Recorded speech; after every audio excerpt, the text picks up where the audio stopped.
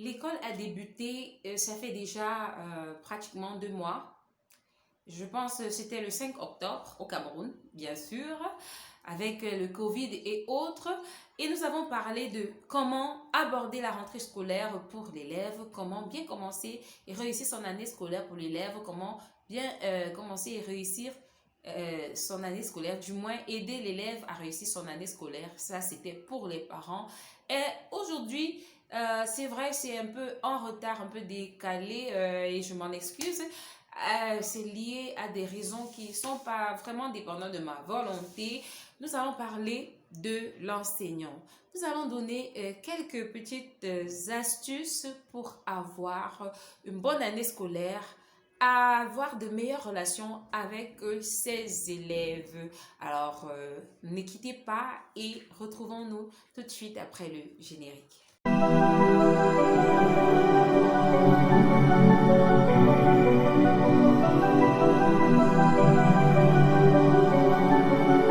Hello, hello, je suis Ngono, votre conseillère principale d'orientation scolaire, universitaire et professionnelle chez POSUP. J'espère que vous allez bien. J'espère que je vous ai quand même un peu manqué comme moi, vous m'avez manqué. Aujourd'hui, comme annoncé à l'introduction, parlons un peu de l'enseignant, des rapports enseignant-élève. Il va de soi à l'entame de l'année scolaire qu'il est important de faire une bonne prise de contact qui consiste en la présentation mutuelle des élèves, de l'enseignant, du conseiller d'orientation. Bonne prise de contact, de mettre sur pied un certain nombre de règles. Et pour ceux qui ne l'ont pas fait, il n'est pas encore trop tard de mettre sur pied un certain nombre de règles. Certaines personnes appellent ça la charte de la classe, un certain nombre de règles que les élèves doivent respecter. Et celui qui ne les respecte pas, c'est sur quelle sanction, sous le coup de quelle sanction il tombera. Oui, tout ça va de soi. Mais maintenant, pour aller plus loin, que peuvent faire les enseignants pour améliorer leur rapport avec les apprenants? Que peuvent-ils faire ou que doivent-ils éviter pour ne pas avoir certains conflits ou alors ne pas être l'enseignant mal aimé, détesté voilà, par les élèves? La première des choses, c'est le respect. Oui, c'est le respect. Certaines personnes, certains enseignants pensent que parce que l'élève est plus jeune, parce que l'élève est à la position assise, que lui, il est debout, il a la science infuse, il a le monopole de la connaissance, il a le monopole des bonnes habitudes, il a le monopole des mauvaises paroles, il a le monopole des injures, etc., etc. Non, non. Le respect, on l'a l'habitude de le dire, même au quartier, c'est mutuel. Alors, si tu méprises un élève, si tu avances des paroles dégradantes à un enfant, si tu dis à un enfant, tu es bête, si tu dis à un enfant, tu es stupide, si tu traites les filles, surtout pour les collègues femmes, si tu traites tes élèves filles de prostituées, de ceci ou de cela, que peux-tu attendre en retour? Que pouvez-vous attendre en retour? Que pouvons-nous attendre en retour? C'est également du mépris, c'est du manque de respect parce que l'être humain par nature a ce réflexe d'autodéfense. Il va chercher l'élève à se défendre parce que lui aussi, il connaît ce qu'on appelle la honte. L'élève connaît ce qu'on appelle la honte. Alors, parce qu'il a honte face à ses camarades, parce qu'il a honte de ce que vous lui faites subir, de cette humiliation, il ne voudra pas perdre la face et il va essayer de riposter et ça va entraîner des conflits, etc., etc. D'accord? Donc, la première chose que j'ai voulu mettre en avant dans cette vidéo, c'est le respect. C'est très important de respecter les apprenants et vous verrez que lorsque vous respectez les apprenants, ils ne pourront que vous rendre ce respect en retour. Respecter, c'est pas pour dire que non, il ne faut pas les menacer ou les reprendre lorsqu'ils se comportent mal, mais il y a une manière de le faire. Il ne faut pas tout mélanger, il ne faut pas mélanger les choses, dire n'importe quoi. aux élèves, il y a une manière de le faire, d'accord? Donc, le respect et encore le respect. Évidemment, lorsque vous les respectez, il y a moins de frustration. Il y a moins de frustration, il y a plus une atmosphère de confiance qui s'installe et vous verrez qu'ils viendront plutôt près de vous chercher la solution à certains de leurs problèmes, la solution à leurs incompréhensions sur le plan scolaire et parfois même personnel. Vous pouvez arriver même à casser la personnalité de certains, de leur donner, de faire en sorte qu'ils perdent confiance en eux, de perdre confiance en leur capacité. Et ça, c'est pas bon. Ce n'est pas ce qu'on veut. Ce qu'on veut, c'est la réussite de l'apprenant, la réussite de tous nos élèves. S'il est vrai que l'enseignant est un modèle, il vaut mieux faire tout ce qui est en notre pouvoir pour que cette image de modèle soit bien protégée, soit maintenue. Je vais parler notamment de certaines choses comme des erreurs que l'on fait sur le plan vestimentaire, porter une tenue qui n'est pas appropriée peut-être à sa morphologie, peut-être mettre une tenue qui va faire que quand vous entrez en salle de classe, les enfants se retrouvent en train de rire de vous, ou alors une coiffure bizarre, etc. Nous avons également des cas comme des fautes d'orthographe par exemple. Oui, l'erreur est humaine, c'est possible de se tromper, mais lorsque par exemple un professeur de français arrive à écrire un mot comme leçon avec 2 S, il y a un problème. Alors évidemment, avec ça, vous ne pouvez pas être crédible aux yeux des apprenants. Vous ne pouvez pas inspirer du respect aux apprenants et le piédestal sur lequel vous êtes placé va s'effondrer. En fait, vous allez tomber, dégringoler de ce piédestal.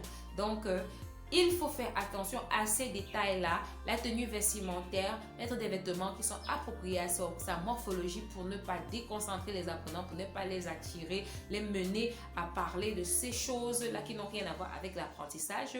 Et surtout, veillez à ce que tout ce que vous écrivez au tableau, votre manière de s'exprimer soit impeccable. Autre chose, il faut éviter trop de familiarité avec les apprenants. C'est vrai, il y en a que, en fait, certains enseignants sont tellement avides de la complicité avec les apprenants, avides de, je sais pas, d'affection, on va dire ça comme ça, de considération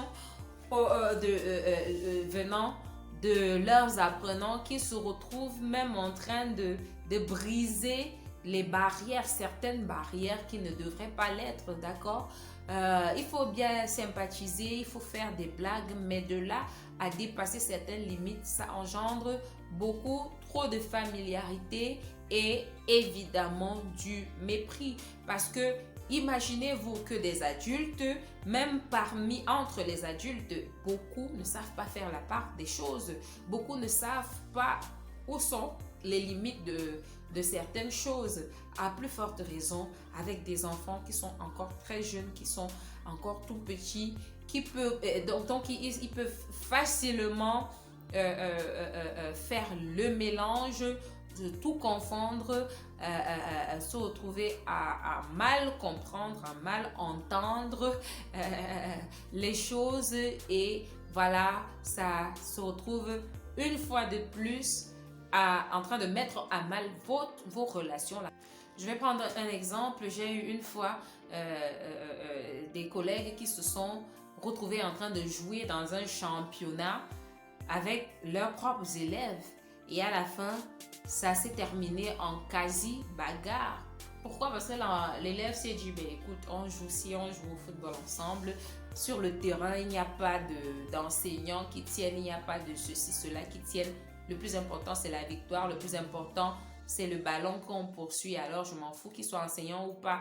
Voilà, vous voyez un peu. Donc, il y a certaines choses qu'il vaut mieux encadrer.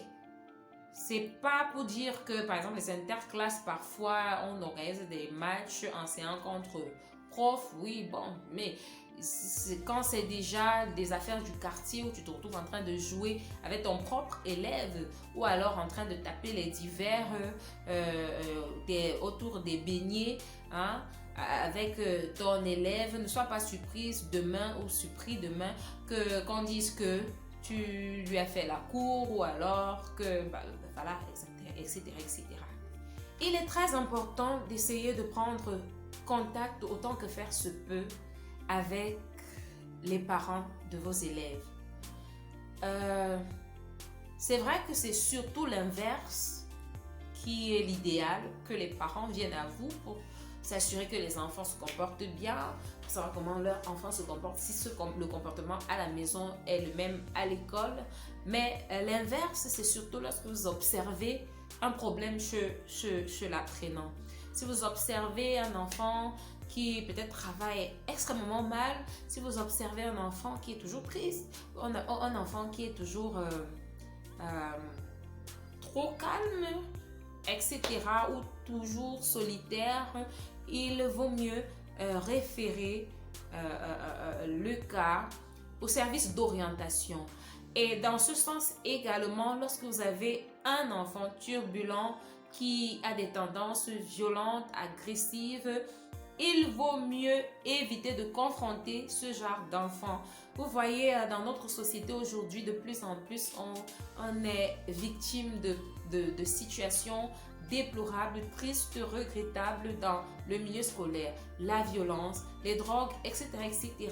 Oui, je suis l'enseignant, oui, je n'aimerais pas perdre la face devant les camarades de l'enfant et du coup, je veux montrer que oui, c'est moi l'autorité dans la classe et tout et je cherche à affronter l'apprenant. Non, erreur, c'est une chose à éviter. Il vaut mieux mettre l'apprenant à la disposition des personnes chargées de la discipline dans l'établissement. Généralement, c'est la surveillance générale ou alors au service d'orientation, d'accord? Lorsque vous avez observé un enfant qui a tel ou tel comportement violent, agressif, etc., vous référez le cas au service d'orientation et eux, ils auront des outils pour mieux gérer la situation. Pourquoi pas faire une sorte de un entretien pour mieux comprendre ce qui pousse l'enfant à se comporter de telle ou telle autre manière. Parce qu'en général, les enseignants, ils se limitent au visible, à ce qu'ils peuvent percevoir, mais pourtant, souvent, il y a des causes latentes, des causes profondes ancrées dans l'histoire de vie de l'apprenant et qu'il faut connaître pour mieux comprendre et mieux l'aider. D'accord? Enfin, il est très important de toujours remettre en question sa propre personne en tant qu'enseignant. Et pour cela, on peut utiliser surtout l'aspect évaluation. L'évaluation, ce n'est pas seulement pour savoir si l'enfant a acquis des apprentissages ou des compétences. Non, ça ne s'arrête pas là. L'évaluation permet également de savoir si vous-même, vous avez ou pas des choses à revoir. On dit souvent, si toute une salle de classe a 5 sur 20 en mathématiques ou alors 0 sur 20 en mathématiques, il y a problème. Il y a problème. Vous ne pouvez pas me dire que toute une salle de classe est nulle en mathématiques. Certainement, le problème se trouve au niveau du mode d'évaluation, au niveau de la manière d'évaluer, au niveau de la manière peut-être de formuler les épreuves. Hein? Est-ce que ce n'est pas à revoir? Parfois, lorsque vos apprenants travaillent très mal, essayez de vous remettre en question. Et à contrario, si tout le monde travaille très bien, ce n'est pas non plus normal parce que l'évaluation a ce but premier de discriminer. Alors, si tout le monde a 20 sur 20, il y a problème. On est d'accord? Si tout le monde a 20 sur 20, il y a problème. Donc, essayons en tant qu'éducateurs, autant que faire se peut, de nous remettre en question de temps à autre. Est-ce que je fais bien? Est-ce que ces enfants, s'ils travaillent mal, est-ce que je les prends bien? Et d'ailleurs, je vais aller plus loin. Il y a beaucoup de types d'intelligence. Nous le savons. Aujourd'hui, il y a de nombreuses recherches là-dessus. Il y a beaucoup de types de formes d'intelligence. Il y a beaucoup de manières de lire les leçons. Tout le monde n'a pas le même type de mémoire, etc., etc.